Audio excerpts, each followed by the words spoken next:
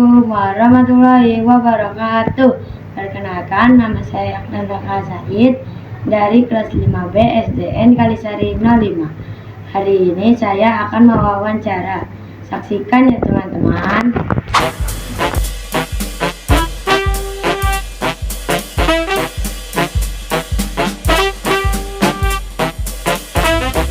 Oke, standby, kamera ready, sound ready, 3, 2, 1, action. Assalamualaikum warahmatullahi wabarakatuh. Perkenalkan, nama saya Yakdan Raka Said. Saya dari kelas 5B SDN Kalisari 05. Hari ini saya akan mewawancarai profesi sebagai ibu guru. Ibu, apa yang membuat ibu memilih profesi sebagai guru? Ya Raka, di sini ibu memilihkan sebagai guru karena memang sejak kecil sudah bercita-cita ingin menjadi guru. Bagaimana ibu mempersiapkan diri untuk mengajar setiap hari? Artinya kalau ibu ingin mengajar harus menyiapkan persiapan terkait ada di situ mulai dari persiapan tahunan, karena pendidikan, dalam program dan sampai akhirnya penerapan pada minggu ajar yang harus diberikan ke anak di sekolah.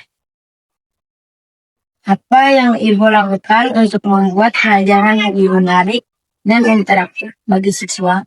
Kalau ibu sendiri membuat pelajaran menarik, interaktif bagi siswa, sebisa mungkin menciptakan pelajaran yang menyenangkan, bermakna, terus juga joyful, terus juga ada di dalam itu anak-anak itu bisa memberikan sebuah pembelajaran yang menyenangkan, fun ya. Artinya pembelajaran itu anak itu menjadi happy, mulai dari ada gamesnya, lalu pendidikan, lalu metode pembelajaran yang dikemas dengan baik dan menyenangkan, jadi anak tidak bosan.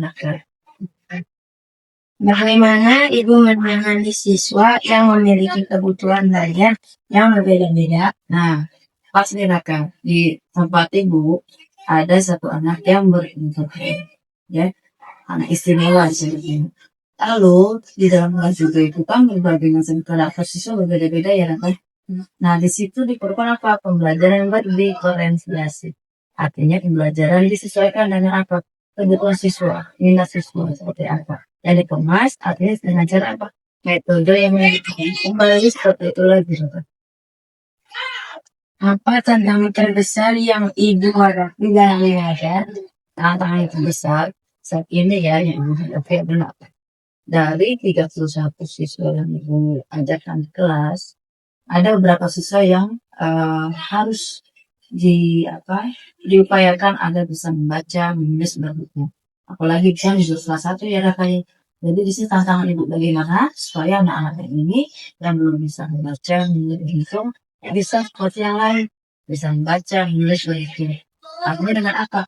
Ibu kita memberikan mereka drill, latihan, terus juga diberikan membaca dan ibu setiap hari ya satu persatu, lalu juga itu juga menulisnya menggunakan guru dari guru, ayo dari persatu kakak sampai jadi kan. Dan alhamdulillah itu sudah diterapkan oleh ibu dari janji dia kan di juga akhir sampai sekarang.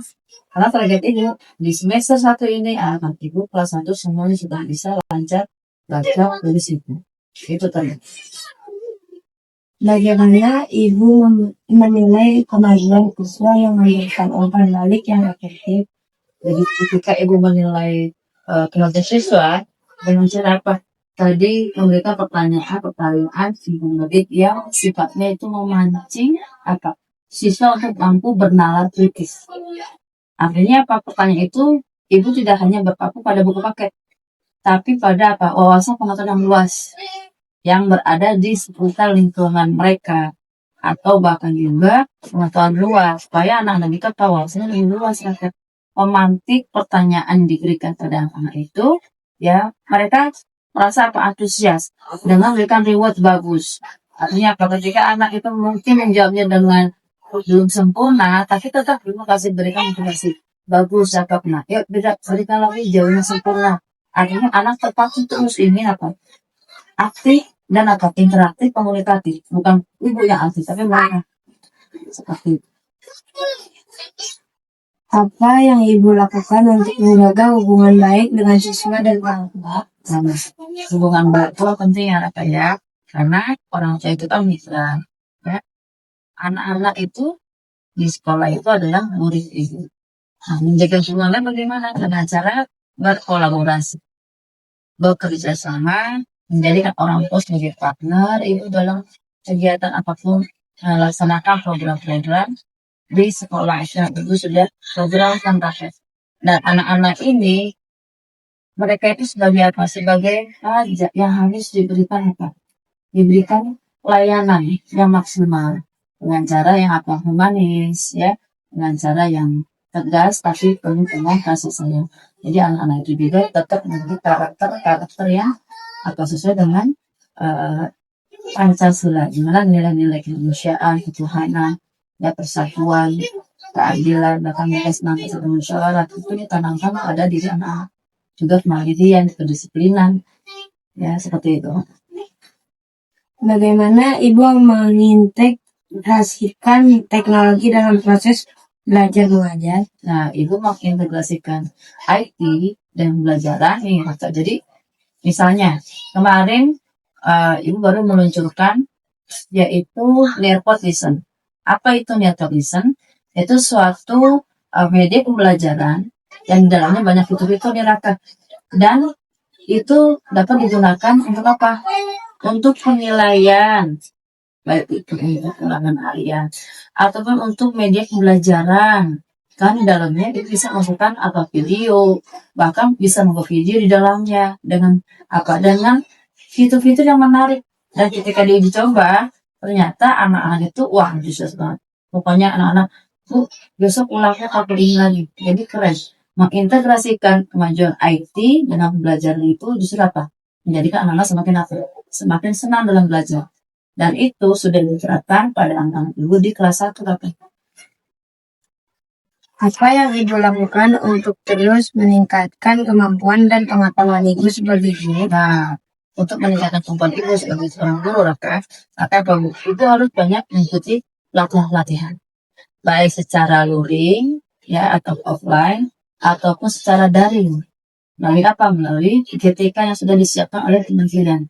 Nah, dari situ ketika kita mengikuti banyak pelatihan atau berbagi praktik baik dengan rekan sejawat atau kita mengikuti di sini proses diseminasi dengan teman-teman ya, belajar terus mau mengikuti perkembangan zaman, bagaimana pembelajaran sekarang itu kebanyakan anak-anak itu harus berbasis IT kan. Nah, itulah dituntut ibu harus baca, begitu pelatihan ya, jadi supaya apa? Supaya terus dapat mengembangkan ilmu nantinya ibu kembangkan pada siapa? Pada anak didik ibu seperti itu dah. Apa saran yang ibu berikan kepada seseorang yang ingin menjadi guru? Nah, saran ibu nih, misalnya kepada kakak ya. Kalau kakak yang menjadi guru yang pertama pastinya sekolahnya harus sungguh-sungguh ya, belajar dengan sungguh-sungguh. Lalu apa? Harus mengetahui kalau ketika aku ingin jadi seorang guru, maka aku satu rajin belajar, yang kedua apa? Mengikuti pendidikan yang sesuai dengan guru apa yang ingin akan capai. Nah, ingin akan tuju. Misalnya jadi guru kelas, dia harus ikuti PGSD. Ingin jadi guru olahraga, nanti kuliah ambil jurusan agama. Dia ingin menjadi guru agama, kuliah ingin mengambil jurusan tarbiyah. Jadi disesuaikan dengan cara apa? Sesuai dengan ingin jadi guru apa nih. Nah, kalau ibu kebetulan ya di sini guru kelas Raka. Jadi di sini ibu apa? Mengiringi dengan apa? Pendidikan akademik yang sesuai. Artinya apa? Agar ilmu yang guru dapatkan di akademik itu dapat diterapkan di kelas ini sudah tinggi ke lapangan menjadi seorang guru. Tidak salah dalam apa? Tidak salah dalam jurusan pendidikan. Karena apa? Ketika jadi seorang guru, didaktik metodiknya itu harus dikuasai. Profesionalisme harus dikuasai. Sosialnya harus dikuasai.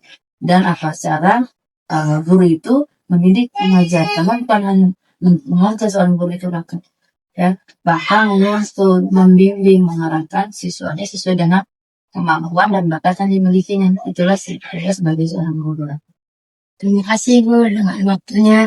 Sama-sama Raka. Sekian dari saya Yaklandaka Said. Assalamualaikum warahmatullahi wabarakatuh. Waalaikumsalam warahmatullahi wabarakatuh. Terima kasih teman-teman sudah menonton wawancara saya. Semoga bermanfaat ya. Assalamualaikum warahmatullahi wabarakatuh.